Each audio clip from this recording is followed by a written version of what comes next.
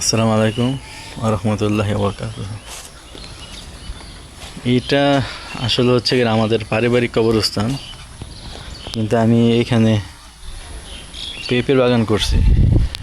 এর একটা কারণ আছে, মেন কারণটা হচ্ছে গিয়া আমাদের কিন্তু আরও আল্লাহর রহমতে জমি আছে, আরও 20 কাঠার একটা প্লট আছে।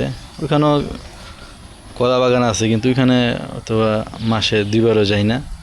যখন কলা খাইতে ইচ্ছা করে তখন 2-1টা ছুঁড়ে এনে রেখে দিই, 10-12 দিন খাই, খাওয়া শেষ হইলে আবার একটা বাইরে নিয়ে আসি। আর বাকিগুলি চুরি করে পোলাপেন বাইরে ফেলে, আশেপাশের প্রতিবেশীরা নিয়ে যায়। ওগুলো নিয়ে তো আর মাথা কামাই না। আর বেসিক্যালি এই জায়গায় আমি বেশি আসি, এর কারণ হচ্ছে গিয়া এই যে এটা আমার বড় কাকার কবর, আব্বার কবর। ওই অন্যদের সাথে দেখা করতে আসি আর কি, দেখা করতে আসি, একটু জিয়ারত করি প্রতিদিন।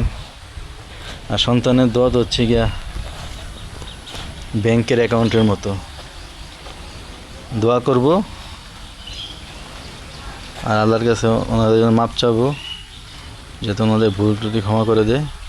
তাহলে ছেলেরা যত দোয়া করবে ওনাদের অ্যাকাউন্টে, ব্যাংকের অ্যাকাউন্টের মতন সওয়াব জমা হতে থাকবে। এটা একেবারে সাইন্টিফিক। আর এটা বড় কাকার খবর, এটা আব্বার খবর।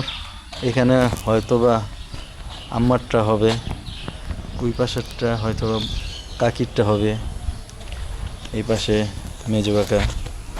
আমার খবর আমি বলছি দিতে এই জায়গায়, এই যে এখানে সবার প্রথমটা সিরিয়ালে যাবে। আর দাদা দাদির খবর আছে এখানে, দাদা দাদির খবর আছে এখানে। আর এদিকে আর কোনো খবর নাই। তার জন্য এখানে বাগান করলাম, যাতে বাগান দেখার উছিলে কবরে বারবার আসা হয়।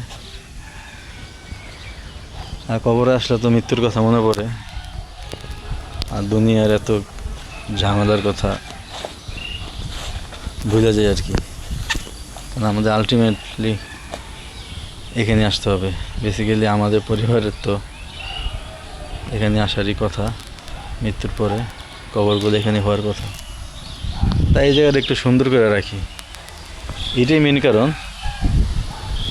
এখানে আমার পেঁপে বাগানটা করার আর চাষাবাদ করার।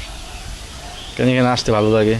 আবার আব্বা, দাদা দাদি, কাকা, ওনাদের জন্য আসি, এটা হচ্ছে মেন কারণ। তারপরে এখান থেকে আবার পেঁপে যা বিক্রি করব, যদি হয় আর কি, 20% সদকা জারিয়া করে দেবো। যত টাকাই হোক, 1000 টাকা বিক্রি করতে পারলে 200 টাকা দিয়ে দেবো গরিব মিসকিন মসজিদে, কবরবাসীদের জন্য, যাতে দোয়া করে।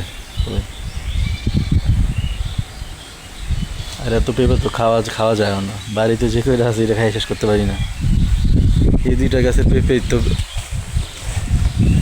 1 বছর ধরে খাইতেছি, শেষ না। খালি আমরা একা না, আত্মীয় স্বজন যত আছে, পাড়া প্রতিবেশী সবারই দিচ্ছি। আল্লাহর রহমতে এটা খালি বাড়তেছে। আসলে কি, দিলে বাড়ে, যত দিবেন তত বাড়বে, আর যত নিবেন তত কমবে। এটাই সায়েন্স।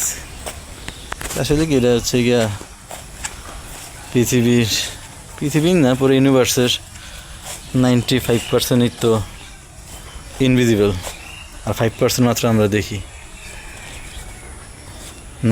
নর্মাল সেন্সে দেখা যায় যে জাকাত দিলে পকেট থেকে টাকা চলে যাচ্ছে, বেসিক্যালি তো এটাই দেখা যায়। আর সুদ খাইলে টাকা বাড়ে, খালি চোখে এটাই দেখা যায়। কিন্তু ইউনিভার্সের তো 95% ইনভিজিবল, যা দেখা যায় তাই সত্য না, ঠিক আছে। আর যা দেখা যায় না তাও অনেক সাইন্টিফিক। যেমন জাকাত দিলে টাকা বাড়ে, এটা সাইন্টিফিক। সুদ খাইলে টাকা কমে, এটাও সাইন্টিফিক। মানুষ বলে কই, সুদ খাইলে তো টাকা বাড়ে। মানুষের জীবনে 50, 60, 70, 100 বছর এটা কোনো ব্যাপার না, এটা আল্লাহর কাছে খুবই খুবই সামান্য কয়েক মুহূর্ত। সুদ আমি খাবো, এর শাস্তি আমি না পাইলে আমার ফ্যামিলি পাবে, 100 বছর পরে হোক, 200 বছর পরে হোক। কারণ কি, সুদ সমাজ ব্যবস্থা নষ্ট করে ফেলে, অর্থনৈতিকভাবে পুরা সমাজ, দেশ, জাতিকে ধ্বংস করে ফেলে। এই জন্য আল্লাহ সুদকে এত স্ট্রিক্টলি না করে দিছে। আবার কোরআনের আরেকটা আয়াত আছে যে তোমরা সুদকে ডাবল মাল্টিপল কথা না বলছে। এটা কোন ক্ষেত্রে বলছে এটা হুজুররা তো আলোচনা করে না। হুজুররা বেসিক্যালি আলোচনা করে হচ্ছে গিয়া সুদের বাকি আয়াতগুলো, কিন্তু সুদের যে আল্লাহ যার একটা আয়াত বলছে তোমরা সুদকে ডাবল এবং মাল্টিপল খাবা না, এটা হুজুর আলোচনা করে না। আবার আমার কাছে, আমি নিজে আবিষ্কার করছি, আমার কাছে মনে হচ্ছে যে ইসলামী ব্যাংকগুলো যে 5 বছর বা 10 বছরের বেশি সুদ মানে মেয়াদ রাখে না। তার মানে ধরেন যে একজন 5 লাখ টাকা রাখলো, 5 বছরে হয়তো বা তার 4,99,999 টাকা হইল, ডাবল হলো না, 5 লাখের ডাবল, সে 10 লাখ টাকা মানে টোটাল 10 লাখ টাকা সুদ নিল না। এটা আমি জানি না, এটা আমার ধারণা। পরে আমি ভালো কোনো হুজুর বা ইসলামী ব্যাংকের কোনো